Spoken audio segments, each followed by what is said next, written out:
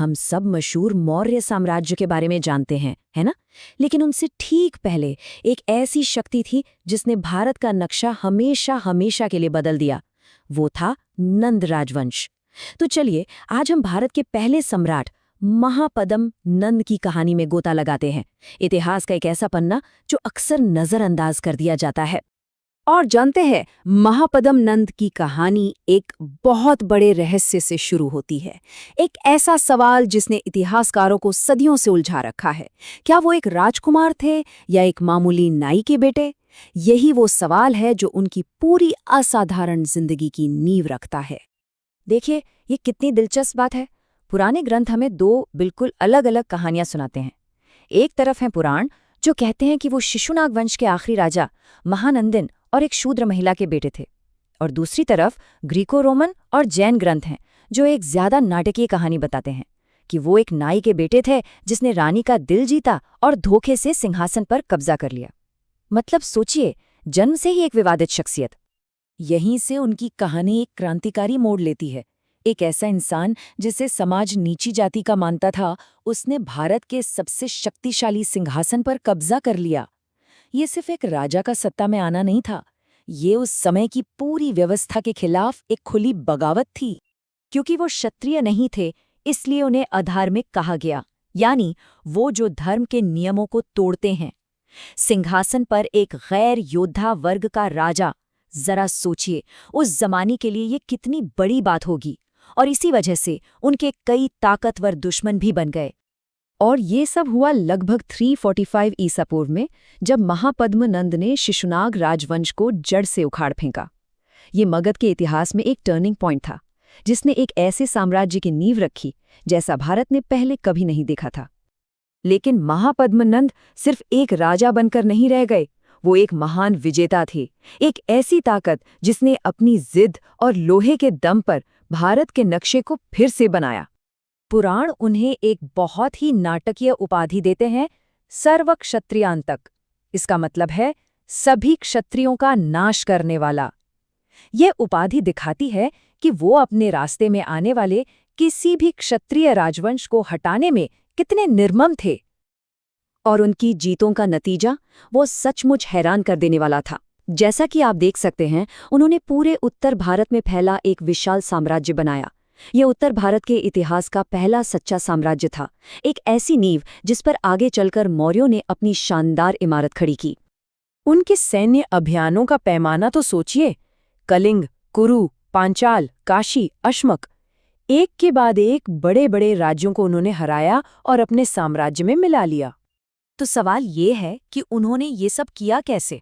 जवाब है उनकी सेना, एक विशाल अजेय सैन्य मशीन। और इसकी शुरुआत होती थी 2 लाख पैदल सैनिकों की एक जबरदस्त फौज से। इनके साथ थे 20,000 घुड़सवार जो बिजली की रफ्तार से दुश्मन पर हमला करते थे।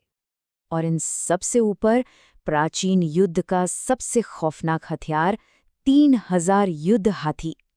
ये वो ताकत थी जिसने आगे चलकर सिकंदर महान की सेना को भी भारत में आगे बढ़ने से रोक दिया था। लेकिन एक साम्राज्य सिर्फ जीत से नहीं बनता, उसे चलाना भी पड़ता है। और महापद्म सिर्फ एक विजेता ही नहीं थे, वो एक साम्राज्य निर्माता भी थे। उन्होंने एक ऐसे राज्य की नींव रखी जो प्रशासन पर टिका था। तो नंद प्रशासन के 4 मुख्य स्तंभ थे। पहला, एक केंद्रीयकृत शासन। दूसरा, एक व्यवस्थित कर प्रणाली जिससे उन्हें बेहिसाब दौलत मिली। तीसरा, एक विशाल स्थायी सेना। और चौथा, रणनीतिक बुनियादी ढांचा, जैसे कलिंग में सिंचाई के लिए नहरें बनवाना। ये वही तरीके थे जिन्हें बाद में मौर्यों ने और भी बड़े पैमाने पर अपनाया। और हाँ, नंदों ने मगध की प्राकृतिक शक्तियों का भी पूरा फायदा उठाया। गंगा के मैदानों की उपजाऊ जमीन, लोहे के बड़े बड़े भंडार और रणनीतिक रूप से महत्वपूर्ण राजधानियां, इन सब ने मिलकर मगध को भारत की सबसे बड़ी शक्ति बनाने में मदद की। पर जैसा कि कहते हैं, हर बड़े साम्राज्य की तरह नंद वंश का भी अंत हुआ, और उनका पतन भी उतना ही नाटकीय था जितना उनका उदय। नंद वंश का पतन पता है कहाँ से शुरू हुआ? उनके अपने ही भर से। जहां महापद्म नंद एक साम्राज्य निर्माता थे, वहीं उनका बेटा धननंद एक अत्याचारी उत्तराधिकारी साबित हुआ। पिता की मेहनत और बेटे की गलतियों के बीच का यही फर्क राजवंश के अंत का कारण बना। धननंद को उसकी प्रजा बिल्कुल पसंद नहीं करती थी।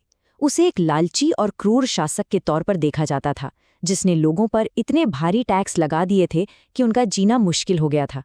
उसकी क्रूरता की कहानियां पूरे राज्य में फैली हुई थी। तो नंदों के पतन के लिए एक परफेक्ट तूफान तैयार हो रहा था। धननंद का क्रूर शासन, जनता में भारी गुस्सा और चाणक्य जैसे शक्तिशाली दुश्मनों का सामने आना, इन सब ने मिलकर चंद्रगुप्त मौर्य के लिए क्रांति का रास्ता बना दिया। और आखिर में नंद मौर्य युद्ध का सबसे बड़ा इनाम था पाटलिपुत्र, नंद साम्राज्य की शानदार राजधानी। चंद्रगुप्त की सेना ने शहर पर कब्जा कर लिया और इसी के साथ भारत के पहले महान साम्राज्य का अंत हुआ और एक और भी महान साम्राज्य का उदय हुआ। तो महापद्म नंद की विरासत आखिर है क्या? क्या वो एक दूरदर्शी थे जिन्होंने भारत को पहली बार एक किया, या एक क्रूर तानाशाह जिसने सत्ता के लिए सारे नियम तोड़ दिए? शायद वो दोनों थे। उनकी कहानी हमें याद दिलाती है कि इतिहास कभी भी सीधा साधा नहीं होता।